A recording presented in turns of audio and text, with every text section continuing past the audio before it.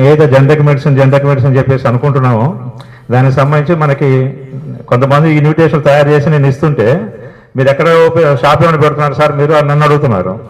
నాకు 37 సంవత్సరాల సర్వీస్లోను మిగతా బ్యాలెన్స్ లైఫ్ కూడా నేను సర్వీస్లో ఉంటా. అయితే మాకు ఇంట్రెస్ట్ అంటే అవగాహన కలిపాలని చెప్పేసి చెప్పడం జరిగింది. ఇక్కడ పాయింట్ ఏంటంటే మన జనరిక్ మెడిసిన్ సంబంధించి అందుబాటులో ఉండడం కోసం ఈ జనరిక్ మెడికల్ షాప్ సంబంధించి రైతు బజార్ దగ్గర ఉంది. దానికి సంబంధించి దానికి మన ఈ వెంకటేశ్వరుని పరిచయం కావాల్సిందిగా కోరుతున్నాను. జనరిక్ మెడికల్ షాప్ సంబంధించి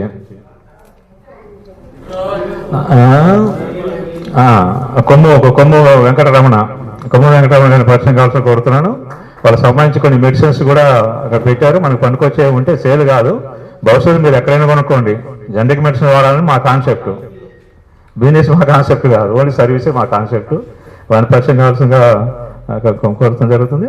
అట్లానే ఇప్పుడు ఏదైతే సమగ్ర అభివృద్ధి వేదిక సంబంధించి ఉందో దీనికి సంబంధించి ఈ జనరల్ సెక్రటరీగా మా మిస్సెస్ భూదేవి గారు ఉంది. ఆమె సెంట్రల్ మేరీ స్కూల్లో టీచర్గా చేస్తుంది. ఆమె ఆల్రెడీ అన్నీ ఉన్నాయి. పారాలసిస్ 2018లో వచ్చింది. ఆల్రెడీ 2 స్టంట్లు ఒక 6 months బ్యాక్ పడ్డాయి, అన్నీ ఉన్నాయి.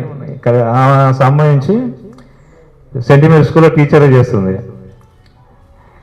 ఆమె ఈ జనరిక్ మెడిసిన్స్ వాడుతుంది. ఇక్కడ చెప్పే ఉద్దేశం ఏంటంటే ఇక్కడ అందరూ మంచి పిల్లగాళ్ళని తీసుకొచ్చి మీటింగ్లో కూర్చోబెడితే వాళ్ళకి పెద్ద మనుషుల్లాగా పనికొస్తారు. మీరు అందరూ అంతా కుర్రోళ్ళ కమిటీ, ఇది మామూలు కుర్రోళ్ళ కమిటీ కాదు. మీరు మంచి ఎనర్జెటిక్గా మంచి మంచి ఇన్స్పైర్గా ఉన్నారు మీరు. అట్లా అంటే రకరకాల ఉండి కూడా మీరు మంచి మీ రకరకాల యావకేషన్తో ముందుకు పోతున్న పరిస్థితుంది. ఇప్పుడు ఇంకా సార్ మన చంద్రశేఖర్ గారిని కూడా పరిచయం కావాల్సి కోరుతున్నాను. జనార్దన్ గారిని కూడా పరిచయం కావాల్సిన కోరుతున్నాను. సారుకు సంబంధించి కూడా సింగరేణి ఆఫీసర్ కార్యాలయంలో ఉన్నారు సారు. ఈ జనరిక్ మెడిసిన్ సంబంధించి కూడా మంచి అవగాహన ఉంది. ఆ సార్ను కూడా భవిష్యత్తులో మనం ఇంకా గ్రాస్ రూట్లో ఉపయోగించుకునే ప్రయత్నం చేద్దాం. దీనికి సంబంధించి ఓకే, ఇప్పుడు ఈ అవగాహన సదస్సును ఉద్దేశించి మన డ్రగ్ ఇన్స్పెక్టర్ అశ్విని గారిని మాట్లాడవలసిందిగా వారిని కోరటం జరుగుతుంది. ఏదైనా ఒక మెడిసిన్ అనేది మనకి మార్కెట్లోకి రావాలి అని అంటే ఫస్ట్ దాని ఇన్నోవేషన్ అనేది ఉంటుంది. సో ఈ ఇన్నోవేషన్ అనేది ఫస్ట్ ఏపీఐ చేస్తారండి, యాక్టివ్ ఫార్మస్యూటికల్ ఇంగ్రీడియంట్. సో దీనికి థెరపీటిక్ యాక్టివిటీ అనేది ఉంటుంది. సో దీన్ని ఫస్ట్ ఇన్నోవేషన్ చేస్తారు, దీన్ని కనుక్కుంటారు అన్నట్టు. దీన్ని కనుక్కున్న తర్వాతకి ఈ ఏదైతే ఏపీఐ ఉంటుందో ఈ యాక్టివ్ ఫార్మస్యూటికల్ ఇంగ్రీడియంట్ని కనుక్కుంటారు. కనుక్కున్న తర్వాతకి దీనిని ల్యాబ్లో టెస్ట్ చేస్తారు. మైక్రో ఆర్గానిజమ్స్ పైన యాక్టివిటీ ఉంటుందా లేదా అనేది. దాని తర్వాతకి యానిమల్స్ పైన టెస్ట్ చేస్తారు. దాని తర్వాతకి క్లినికల్ ట్రయల్స్ అనేవి కండక్ట్ చేస్తూ ఉంటారు అన్నట్టు. So phase 1, phase 2, phase 3, phase 4 clinical trials. ఈ అన్ని క్లినికల్ ట్రయల్స్ ఎఫెక్టివ్గా పాస్ అయిన తర్వాతకి మాత్రమే అది మార్కెట్లోకి రావడం అనేది జరుగుతుంది. సో ఈ ఏపీ అనేది యాక్టివ్ ఫార్మస్యూటికల్ ఇంగ్రీడియంట్కి సో ఒక ఫార్ములేషన్ ఫామ్లోకి తీసుకొస్తారు. Like tablets, syrups, solutions, so different formulation ఫామ్స్లోకి తీసుకొస్తారు అన్నట్టు. తీసుకొచ్చిన తర్వాతకి అది మార్కెట్లోకి రిలీజ్ అయిన తర్వాతకి కూడా phase 5 క్లినికల్ ట్రయల్స్ అనేవి జరుగుతాయి అన్నట్టు. సో ఈ ఇన్నోవేషన్కి సంబంధించింది R&D, రీసెర్చ్ అండ్ డ్రగ్, వాటన్నిటికి సంబంధించి వాళ్ళు పెట్టినందుకు వాళ్ళకి పేటెంట్ అనేది ఇవ్వడం జరుగుతుంది. ఒక 20 years ఎక్స్క్లూజివ్గా ప్రివిలేజ్గా ఆ కంపెనీ వాళ్ళకి 20 years పేటెంట్ ఇవ్వడం జరుగుతుంది. సో ఆ 20 years ఆ కంపెనీ మాత్రమే ఆ యాక్టివ్ మెడిసిన్స్ అనేది మార్కెట్లోకి రిలీజ్ చేయడం జరుగుతుంది అన్నట్టు. సో ఈ 20 years తర్వాతకి ఆ మెడిసిన్ అనేది ఎవరైనా సరే సింథసిస్ చేయొచ్చు, ఎవరైనా సరే మార్కెట్లోకి రిలీజ్ చేయొచ్చు.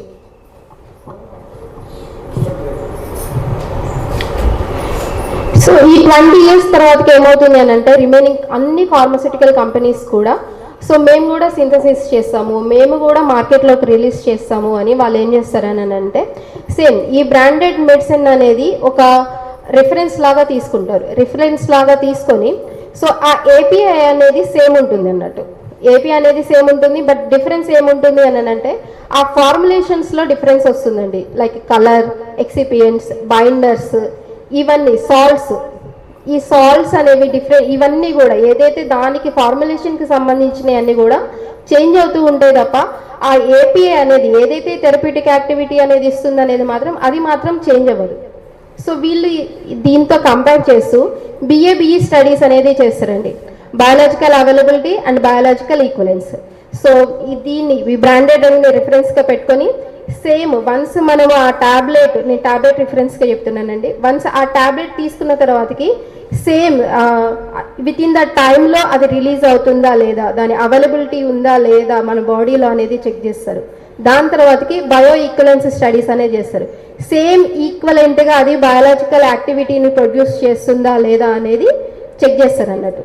వన్స్ బిఏ స్టడీస్ పాస్ అయిన తర్వాతకి మాత్రమే అది మార్కెట్లోకి రిలీజ్ అవ్వడం అనేది జరుగుతుంది. సో దిస్ కైండ్ ఆఫ్ దీన్ని అంతటి కూడా జెనరిక్ మెడిసిన్స్ అని అంటారండి. సో అందరికీ క్లియర్ అయింది అనుకుంటా. సో బ్రాండెడ్ మెడిసిన్స్ ఏంటి, జెనరిక్ మెడిసిన్స్ ఏంటి, సో వాళ్ళ ఇన్నోవేషన్కి తగినట్టుగా, వాళ్ళ రీసెర్చ్కి తగినట్టుగా వాళ్ళకు ఒక 20 years ఎక్స్క్లూజివ్గా పేటెంట్ ఇచ్చేసి, సో ఆ ఏపీఐని దాని తర్వాతకి ఆఫ్టర్ పేటెంట్ ఎక్స్పైర్ అయిపోయిన తర్వాతకి యూజ్ చేసేవి జెనరిక్ అన్నట్టు. సో జెనరిక్ మెడిసిన్స్కి బ్రాండెడ్ మెడిసిన్స్కి కాస్ట్ తక్కువ అవుతుంది. ఎందుకు కాస్ట్ తక్కువ అవుతుంది? రీసెర్చ్ అండ్ మార్కెటింగ్ వాల్యూ అనేది.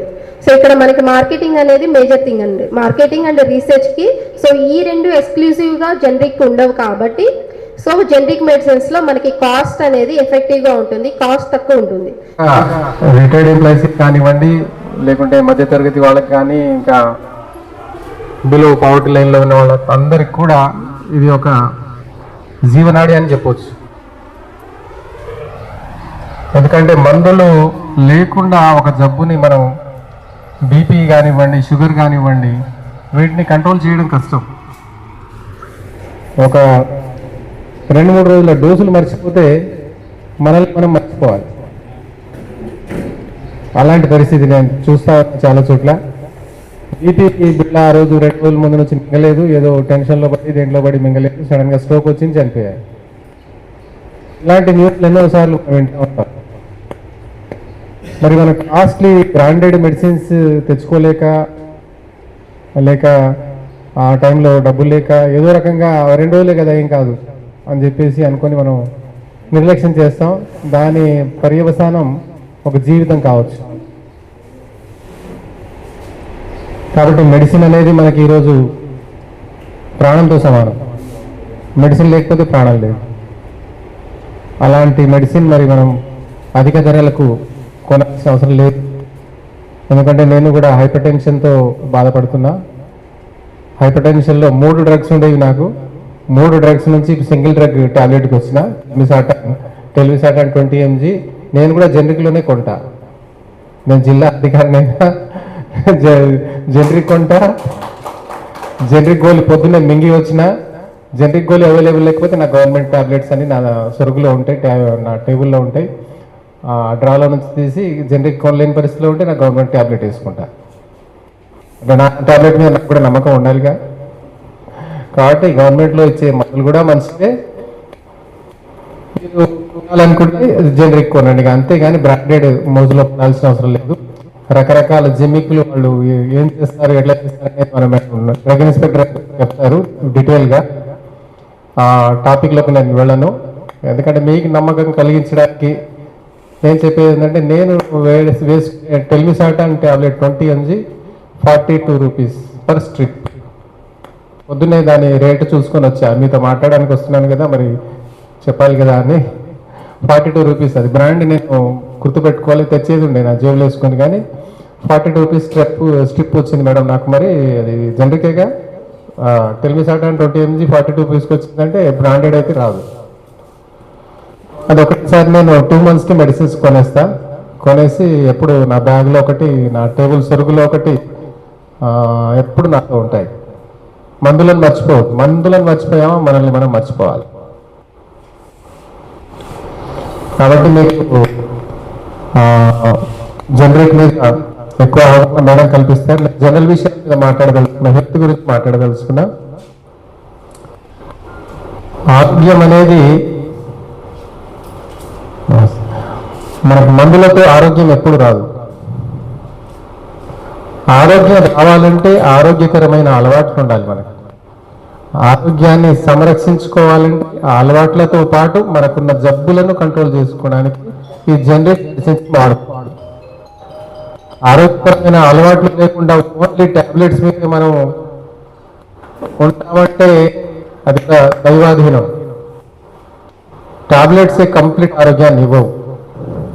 టాబ్లెట్స్ మనకి ఎమర్జెన్సీ సిచ్యుయేషన్లోకి పోకుండా రక్షిస్తాయి. ప్రాణాపాయ స్థితుల్లోనికి పోకుండా కాపాడేవి మందులు. మనం స్వల్పమైన ధరల్లో కొనుక్కునే అవకాశం అనేది జనరిక్ మెడిసిన్. జనరిక్ మెడిసిన్ ఎంత ఖర్చులో వస్తుందంటే దాదాపు రూపాయలు పావలకు వస్తుంది. పావలే ఖర్చు, రూపాయి పెట్టాల్సిన అవసరం లేదు. రూపాయి పెట్టి మనం బ్రాండ్ని కొనాల్సిన అవసరం లేదు. కాబట్టి అంత ఖర్చు మనం తప్పించుకోవచ్చు. దాదాపు మనకు నెలకి ఒక 2500 రూపాయల మెడిసిన్స్ మనకు ఖర్చు అవుతుంది, 2500 రూపాయలు ఖర్చు అవుతుంది అంటే బ్రాండ్ మందుల్లో. జనరిక్లో మనం 750కి మనం కొనుక్కోవచ్చు. పావలకి వచ్చి మందును వదిలేసి మనం రూపాయి గురించి ఆలోచిస్తాం రకరకాల బ్రాండ్ల కారణంగా. ఆ బ్రాండ్లకి ఎందుకు అంత ఖర్చు అవుతుంది అంటే మీకు తెలిసిందే, మంచి అందమైన ప్యాకెట్లో బ్లిస్టర్లో ఇవ్వాల్సి వస్తుంది, అందమైన కలర్లో ఇవ్వాల్సి వస్తుంది, అట్లాగే రకరకాల అడ్వర్టైజ్మెంట్లు ఖర్చు చేయాల్సి వస్తుంది, అడ్వర్టైజ్మెంట్ వెనకాల నటులను కొనాల్సి వస్తుంది. వీటన్నిటి ఖర్చు తడిసి మోపెడై మనకి రూపాయి ఖర్చు అవుతుంది. రూపాయి ఖర్చు, ఆ రూపాయి ఖర్చుని మనం ఏ హంగామా లేకుండా ఏవి అందానికి పోకుండా చారణకి పావులకి మనం అసలైన మందును కొనుక్కోవచ్చు. అసలైన మందు తయారీ స్టేజ్లో కానీ, ప్యాకింగ్ స్టేజ్లో కానీ, అది కంపెనీ స్టేజ్లో కానీ, అమ్మే దగ్గర కానీ, వీటన్నిట్లలో అన్ని చోట్ల కూడా తనిఖీలు జరుగుతాయి. అన్ని చోట్ల ప్రమాణాలు పాటిస్తారు. అప్పుడే మందు అది మనకు మార్కెట్లో దొరుకుతుంది. బ్రాండెడ్ మందులకు ఎన్ని టెస్టులు జరుగుతాయో జనరిక్ మెడిసిన్స్ కూడా అన్ని టెస్టులే చేసి దాన్ని మార్కెట్లోకి తీసుకొస్తారు. ఈవెన్ మా గవర్నమెంట్ మందులకు కూడా గవర్నమెంట్ కొన్న తర్వాత టెస్ట్ చేసిన తర్వాత దాని క్వాలిటీ లేదంటే ఆ డ్రగ్ని విత్డ్రా చేస్తారు. 2-3 సందర్భాల్లో నేను చూసా. మా దగ్గర ఏమవుతుందంటే ఒక ప్రోగ్రామ్ ఎన్టీడీ అనేది ఒకటి ఉంటుంది, నేషనల్ డివార్మింగ్ డే, జాతీయ నట్టల నివారణ దినోత్సవం. సంవత్సరానికి 2 సార్లు పిల్లల్లో 18 సంవత్సరాల్లో పిల్లల్లో గవర్నమెంట్ ఫ్రీగా చేస్తుంది. మనం కూడా చేసుకోవాలి నట్టల నివారణ. కానీ ఆ ప్రోగ్రాంకి వచ్చిన మందులు మాకు సప్లై అయిపోయాయి, మా పిఎస్సీలకు సప్లై అయిపోయిన తర్వాత సడన్గా విత్డ్రా చేశారు. ప్రోగ్రామ్ వారంలో ఉంది అనేసరికి మందులు వచ్చాయని చేసి అడ్వర్టైజ్ చేసుకున్నాం, అందరికీ చెప్పుకున్నాం. సడన్గా ప్రోగ్రామ్ క్యాన్సిల్ అయింది. కారణం ఏంటి అని అడిగితే మాకు సప్లై అయిన మెడిసిన్ సబ్స్టాండర్డ్ అనేది తెలియగానే విత్డ్రా వచ్చే ముందు కూడా టెస్ట్ చేస్తారు. మార్కెట్లో వచ్చే కూడా టెస్ట్ చేస్తారు. టెస్ట్ చేసి సబ్స్టాండర్డ్ ఉంటే వెంటనే దాన్ని విత్డ్రా చేస్తుంది గవర్నమెంట్. ఇన్ని కట్టుదిట్టమైన పరీక్షలు ముందుకు జరుగుతాయి కాబట్టి మనకి ఎట్లాంటి డౌట్ పెట్టుకోకుండా జనరిక్ మెడిసిన్స్ వాడుకోవచ్చు. ఈ ఆరోగ్యానికి సంబంధించి మీరు నా గురువు లక్షల్లో చెప్పవచ్చు. మీకు ఆరోగ్యం మీద మంచి అవగాహన ఉంటుంది, ఎందుకంటే మీరు రకాల ప్రాక్టీస్లు మీరు ఈ ఆరోగ్యాన్ని బాగా కాపాడుకోవడానికి మందులతో పాటు వేరే అలవాట్లు కూడా మీరు పాటిస్తూ ఉండి ఉంటారు. అయినా కానీ చెప్పడం నా బాధ్యతగా చెప్పేది ఏంటంటే, మనం ఫుడ్నే ఒక మందులాగా చేసుకోవాలి. ఫుడ్డే మందు, ఫుడ్ ఈజ్ మెడిసిన్. వేరే మెడిసిన్ వేసుకోక్కర్లేదు. మనం తీసుకునే ఫుడ్ మనకి ఆరోగ్యాన్ని ప్రసాదిస్తుందా, లేకుంటే అనారోగ్యానికి కారణమవుతోందా?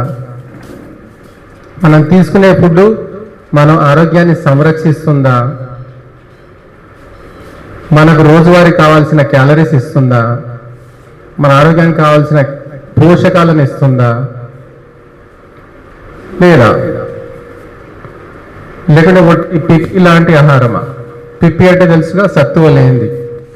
సత్వ లేని ఆహారాన్ని తింటున్నామా? సత్వ లేదని చెప్పేసి మళ్ళీ బిళ్ళలు కొనుక్కోవాలి. సత్వ ఒకరు. Food is medicine. మీరు వేసుకునే ప్రతిదీ, ముద్ద నోట్లో పెట్టే ప్రతి ఆహారాన్ని, ప్రతి లిక్విడ్ని, నీటిని, మీరు రకరకాలుగా తాగే వాటన్నిటిని కూడా దీంతో నాకు ఆరోగ్యం వస్తుందా, ఆరోగ్యం పోతుందా అనే చిన్న అవగాహనతో వేసుకోండి లోపల. అది ఏదో అవసరాలకు వేసుకున్నాం, మన కిడ్నీ లివర్ డ్యామేజ్ అయింది, మళ్ళీ హాస్పిటల్ పరిగెత్తాలి, మళ్ళీ గోళీలు తెచ్చుకోవాలి. మరి దీన్ని బట్టి మీరు ఆలోచించండి. ఎన్నో కారణాల వల్ల, ఎన్నో టెన్షన్లతోటి, ఎన్నో రకాల వాటిని మీరు ఆ టెన్షన్ని, డిప్రెషన్ని, బాధలన్నీ అన్నింటినీ మర్చిపోవడానికి మనం సాయంత్రం కాగానే కొంచెం మందు తాగుతాం. ఆ మందు మనకు ఆరోగ్యాన్ని ఇచ్చేదై ఉండాలి, ఆరోగ్యాన్ని సంరక్షించేదై ఉండాలి, కొత్త జబ్బులను పుట్టించకుండా ఉండాలి. ఆల్రెడీ ఉన్న మనకు షుగర్ సమస్య కానీ, కిడ్నీ సమస్య కానీ, బీపీ సమస్యను కానీ తగ్గించేందుకు సహకరించేదిగా ఉండాలి, కానీ ఇంకా పెంచేదిగా ఉండకూడదు. తాత్కాలికమైన ఉపశమనం కొరకు, నిద్ర కొరకు మనం మత్తు పానీయాలని తీసుకున్నాం. దాని తర్వాత పర్యవసానం మనం అనుభవించాలి. 1 టాబ్లెట్, 2 టాబ్లెట్లు, 2 పోయి 4, 4 పోయి 8. ఎంతమంది 4 టాబ్లెట్ల మీద ఉన్నారు చెప్పండి? నేను 3 టాబ్లెట్ల నుంచి 1 టాబ్లెట్కి వచ్చా. బీపీ టాబ్లెట్లో 3 మెడిసిన్స్ ఉండే, అట్లాంటిది సింగిల్ డ్రగ్ వచ్చా. అట్లా మీరు 4 టాబ్లెట్ల నుంచి 1 టాబ్లెట్ రావాలి. టాబ్లెట్ నుంచి అది పోయేట్టు పరిశ్రమించాలి.